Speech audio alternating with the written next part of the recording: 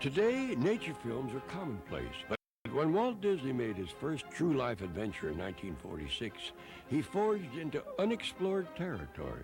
His chief explorers were Alfred and Elma Malott, who traveled the globe to bring audiences their first glimpse of exotic wild animals in their natural habitats. The Malotts had a special working relationship with each other and with Walt Disney. Ordinarily, filming such a picture would require tons of equipment, elaborate safaris, and a half a dozen camera crews. But instead, we had Al and Elma Malott, a husband and wife team of photographers, and they were all that we needed. Now, the Malotts operate entirely alone. No safaris, no guides. I don't think they even have a gun between them. The equipment they use is only cameras and courage. You know, we never worked for Walt Disney Productions. We always worked for Walt Disney. And it was a personal thing between us and Walt, it seemed like. We didn't feel we were working for a big company. Lloyd and Catherine Beebe also pioneered Disney's nature films. The Beebes had a special working relationship with the animals they photographed. I think I always felt I was a wild animal, a little bit, you know. I was the same as them in a way. And I was always really aware of not pushing an animal, you know, of hurting his feelings or anything. Like some people would have gloves on and grab an animal, which I never did all my life. I always thought, if he won't let me do it, I'm doing something wrong. The travels of these true life adventurers were lonely and often perilous, but they brought to the screen one-of-a-kind moments in nature's own drama. So join the Malotts and the Beebes in an around-the-world safari on the Disney Family Album.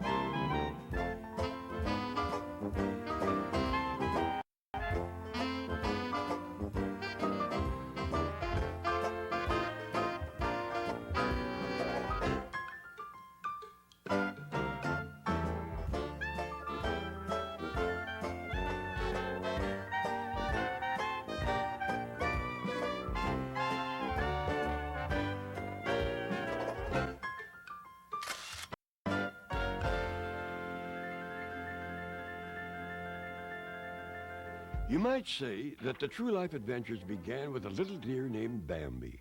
Walt Disney had purchased some film of a fawn in its natural state for his animators to study for their Bambi animation. But Walt saw something else. One thing has always led to another here, and Bambi was no exception. The wildlife scenes in this research yielded an unexpected dividend. An idea for a new motion picture series we called The True Life Adventure. Disney discovered the Malotts at a travel lecture where they showed animal footage they had shot in Alaska. And before they could say Aleutian Islands, he sent them there to photograph the fur seals off the Alaskan coast, where they spend their summer vacation. Neither the Malotts nor Walt knew what the result would be. Seals were not the most cooperative subjects.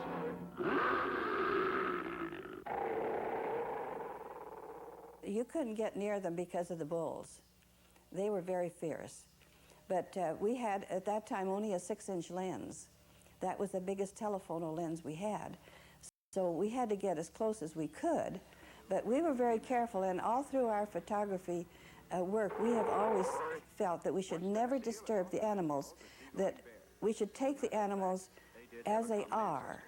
And if we had to wait, that's all right. But we never tried to make them move or come toward us or anything. We never did that. And we had no storyline. You see, we just went out and took the pictures that we could get, and then they took those pictures to make a story. We didn't begin with a story and try to fill it in with pictures. We chose what we thought was interesting.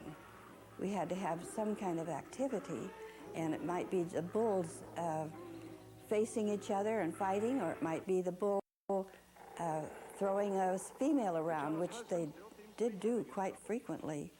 And then when the little babies came along, there was a lot of activity among the little babies. We had such a cute shot of a big bull stepping on the flipper of a little baby. That was a wonderful shot, and that was the sort of thing we looked for Walt, because we thought that he would do something very good with that. What Walt did was cut the Malotts' seal footage into 27 minutes of animal adventure. the events of nature presented in human terms by narrator Winston Hibbler. The beachmaster, well pleased with himself, settles down to watch over his new wives as they take their beauty naps. Sleeping heads gracefully up. Ah, what more could one wish? A good home, adoring wives, a peaceful paradise. As it turned out, theaters didn't want movies starring only animals until Seal Island won the 1948 Oscar for Best Short Subject. Suddenly, there was a demand for Disney's true life adventures, which went on to win 8 Oscars in all. After Seal Island, the Mulots were off to the Montana wilderness to shoot the next true life adventure in Beaver Valley. We found a stream that we knew had beaver. We found fresh cuttings and fresh dams, and we spent many months there. The beavers began to work on their dam and work on their house, and then we got some very good action of cutting trees and so forth. And of course, when we got something very good, then we really feel like we should celebrate, because it was such an unusual event. Animals with human traits are a staple of Disney entertainment. In Beaver Valley, the Mulots also photographed the playful otter. These are the otters, the gypsies of Beaver Valley. Fun-loving, happy-go-lucky, they're as frolicsome as the beaver is industrious. And later, their cameras captured the heroic salmon. Yet, in spite of all, the strong among them survive, fight their way past enemies and obstacles to the spawning beds of Beaver Valley. The role of valley villain fell to the crafty coyote. To film him in the same scene with his hard-working co-star, the Mulots devised one of their few setup shots. We picked a place on the stream that had a little side stream, and we put the beaver in there. And then we put a large glass wall so that nothing could come through. The coyote comes down over the hill and looks at the beaver, and you have them in the same shot, but they couldn't get to each other. We just wouldn't put 2 animals together. That wouldn't be the way we would work. By the time Beaver Valley won the 1952 Short Subject Oscar, the Mulots were already working on their next assignment in the heart of the Rocky Mountains, bear country. For this dangerous job, the Mulots went in well armed. We had a real lethal protector. We had a slingshot, and so we carried this slingshot. There were times when the bears did get too close, or they would be angry with each other and come toward us, and we just back off, because we didn't want to interfere with what the bears did naturally, because we were only interested in what they did as bears. And so they're just fun to watch. They play, they box, they run around the trees after each other. And one cute shot was of a great big bear sitting down eating a daisy. It put his little face over, and a big face, I should say, and picked this daisy and ate it. I thought that was cute. One bear sequence in particular tickled Walt Disney's fancy. We had them scratching, and they laid on their back, and they scratched their tummy and all of this business. And he just loved that. And so that was the one thing he wanted, was bear scratching. And the way they put it together was really great.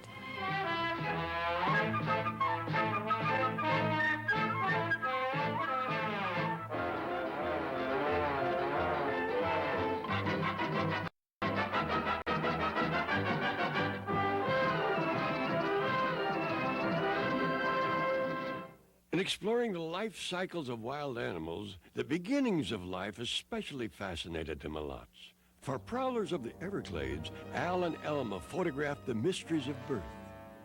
The alligator eggs, of course, were out in the wild. It was a real nest. And the mother alligator came up, and we watched this until we heard the sound of the alligators beginning to hatch. And we got the alligators, little babies, hatching. A baby alligator's life is a struggle from the beginning. Struggle to escape his eggshell cradle, and later a constant fight to survive. However, he's born with the equipment to meet his problems. A complete set of sharp teeth and a chip on his shoulder. From the Everglades, the Mulots ventured to Australia, the land down under, where they filmed the life cycles of nature's strangest creatures. His scientific name is Paradoxus, and paradox he is. With a bill like a duck, a tail like a beaver, a body like a reptile, and fur like an otter, altogether he's really like nothing else in all the world. We went to Tasmania and got a bushman who had done nothing all his life but hunt rabbits. And he was just a wonderful man. And he was able to go out and find a platypus for us. And he found a nest. And he found the platypus who was just giving birth. And we have the eggs and the babies that are still wiggling, and just after they were hatched. And that was a very lucky shot. We had a funny experience with the wallabies in Tasmania because we went up in the mountains where there was snow. And at that time, the babies were very, very little, and they were all pink. And their little pink heads stuck out of the pouches. And we stayed up there and photographed them for quite a while, and while it was snowing and then after the snow. Because you don't think of snow in Australia. Here they remain through spring and on into summer, before they learn to forage for themselves.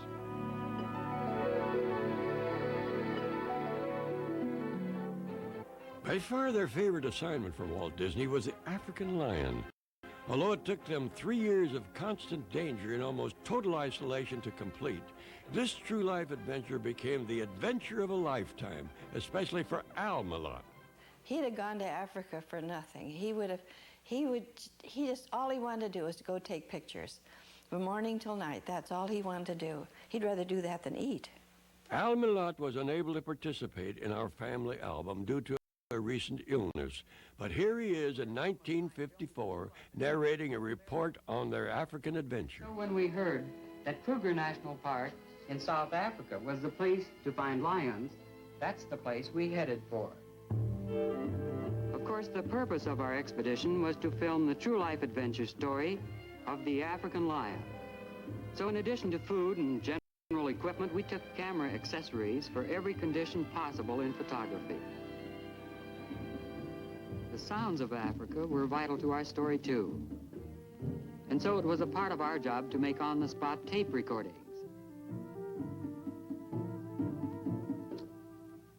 This looks like a lethal weapon, but actually it's only a directional microphone.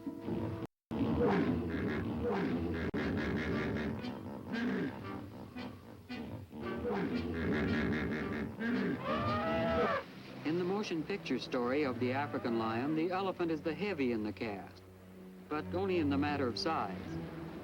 Although he leads a leisurely life, he's the most vigilant of all animals, and we counted ourselves extremely lucky to catch these intimate glimpses of these elusive animals. Among lions, it's the female who does most of the hunting. With food on all sides, feeding the family wouldn't appear to be much of a problem. But it's an odd fact that the grazing animals can sense when the lioness is hunting. Animals that watched her with only curiosity before are now panic-stricken at her approach. The hunt is a normal part of the lion's existence, and her existence is part of nature's infinite plan. We knew that our feature on the African lion wouldn't be complete without the telling of this chapter. And we believe that this was one of the first unstaged lion kills ever recorded on film. And here it is.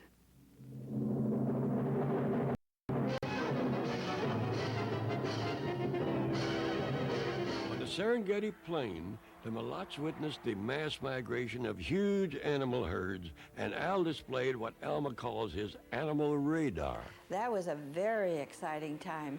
I'll never forget those great lines of animals that were trudging along over those plains. Well, they came down into this area, and we had seen them scatter, and Al, another time his radar was working, he said, something's happening there, we better go closer. So we went as close to a particular tree as we could go, which was quite a distance, without disturbing what was in the tree. Well, we sat up there and we waited, and pretty soon we saw a leopard.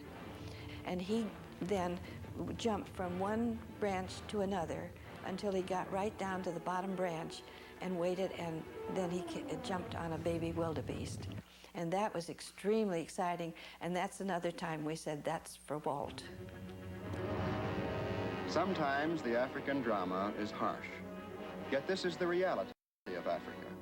Life and death, a cycle in endless repetition. Death in Africa isn't always dealt by the jaws of leopards and lions. Mother Nature has her own snares for even the fiercest creatures, as Al explains. As we followed this fellow with our cameras down to a water hole, we came upon another rhino hopelessly bogged in the mud. What we were seeing was a fossil in the making. For this is exactly how prehistoric animals were trapped in the tar pits and clay beds of a bygone era. Deserted by his fellow creatures, his great strength ebbing fast, still the rhino's will to survive remains strong to the end. Death is never easy in Africa. Fortunately for this rhino, the mulattoes intervened. We were able to put a rope around the head of this rhino, and then with our truck, we were able to pull him out. And he turned right around and started to push in the front of the car. That was how grateful he was. But that was really a very exciting time, and we did save that rhino's life. After 3 years of living among the African wildlife, the mulattoes bid their fondest farewell to the king of beasts, the African lion. I just would like to have gotten out and petted them. They were so much like kitty cats. And they were so much fun. They played and they did all sorts of crazy things. And when we left, I said to them out loud, "Goodbye, lions, we're leaving now." And you know, those lions followed us for quite a ways. I don't know whether they thought we were really going or they liked us or what, but I always thought that was rather touching. While the mulattoes only observed wild animals, Lloyd Beebe brought them home with him. Walt Disney helped the Beebes establish their Olympic game farm west of Seattle, continuing a kinship with animals that goes back to Lloyd's boyhood. I felt a little out of place around a bunch of people, and I was just quiet. I loved to listen to people, but I didn't want them saying anything to me, really. I think I was more comfortable when I was out playing in the woods and doing things all my life. And then, of course, it was a great country to grow up if you like the woods. You know, there's so many rivers and creeks to fish. Lloyd had a touching relationship with animals, which allowed him to recreate nature scenes impossible to photograph in the wild. This cougar, or mountain lion, is one of his stars. Well, I think I like cougars about as good as anything, yeah. They're such great hunters and kind of self-sufficient. They don't need anybody, seems like. You know, in the wild, they get along so good on their own. And they do a lot of traveling through an awful lot of nice country. I'd like to go with them. The mature lion is a marvel of coordination and power. 200 pounds of sinew and muscle. Here is animal grace unsurpassed.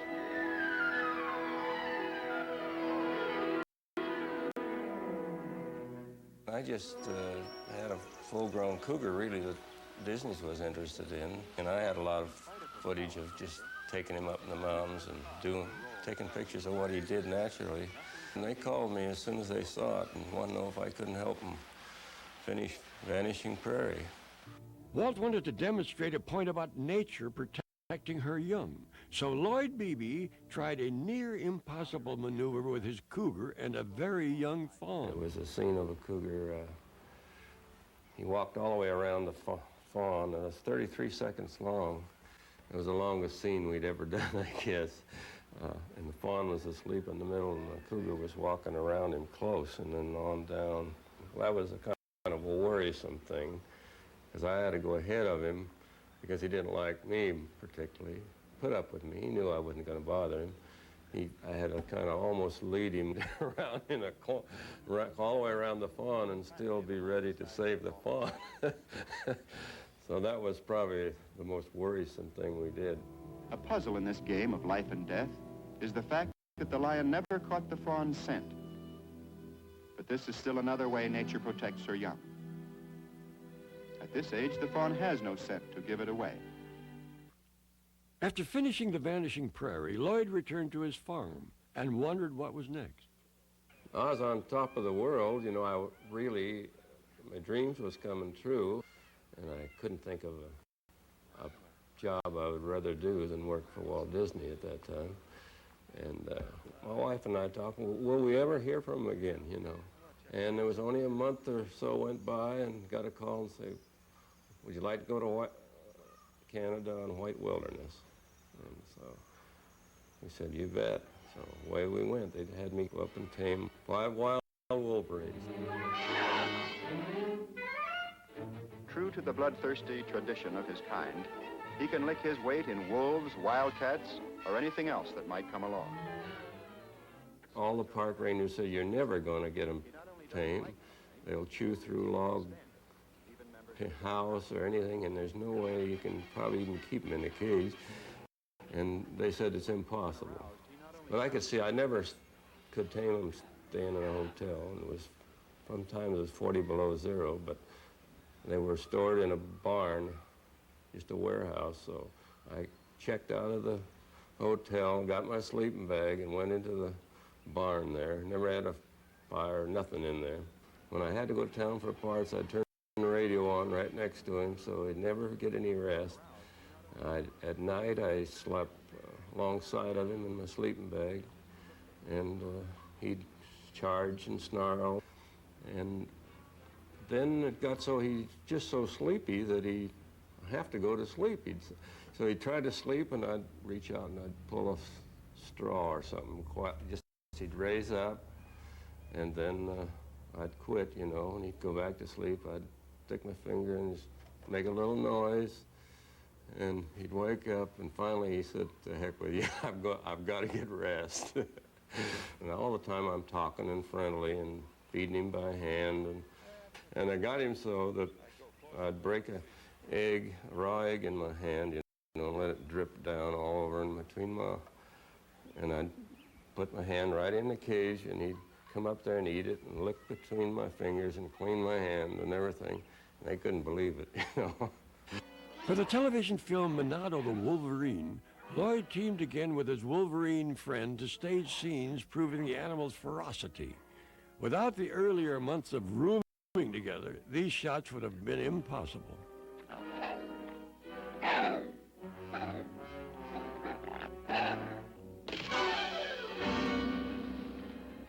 Like the Mulots, Lloyd was often sent to out-of-the-way places to film wild animals in their natural state. While filming Jungle Cat in the rainforests of Brazil, he was introduced to one of nature's most interesting oddities. The giant anteater. It was kind of an unusual animal. When they go to sleep, you know, they'll lay down and that big wide tail flops right over them like a blanket. It's kind of interesting to me. Just can't see anything but their big tail. And then their long tongue, you know, they'd run in them holes and get them bugs and stuff. I think I enjoyed him about as much as any. In many of Disney's dramatic films, Lloyd served as animal supervisor. In Nicky, Wild Dog of the North, he had to make a bear cub and a Malamute pup seem like best of friends. We had to keep them together a lot, and we sort of had them grow up a little bit together. And they're playing, and that's who they got to play with. And they used to romp and wrestle, and at first they were tied together when they got the canoe tipped over. They were tied together with a buckskin thong, so of course you had to teach them to walk together. And they'd tangle up, and they were supposed to, of course, on things. But we finally got them separated, the knots come undone. It was even more difficult to get them to walk together sometimes, you know. Niwa was less than half grown, but already brute strong. And yet these two born enemies, even in the roughest play, would never hurt each other.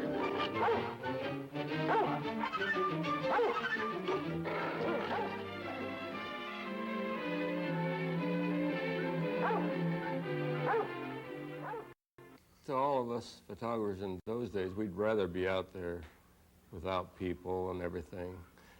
But it got to where they wanted people and animals together. And if you're going to bring an actor in, you can't take him with you to get the wild stuff. So the only way we could do those pictures was to get animals that could be around actors. For those Callaways, this was no easy task. The animal that Walt Disney chose to co-star in a climactic fight with actor Brandon D. Wilde was Lloyd's feisty friend, the Wolverine.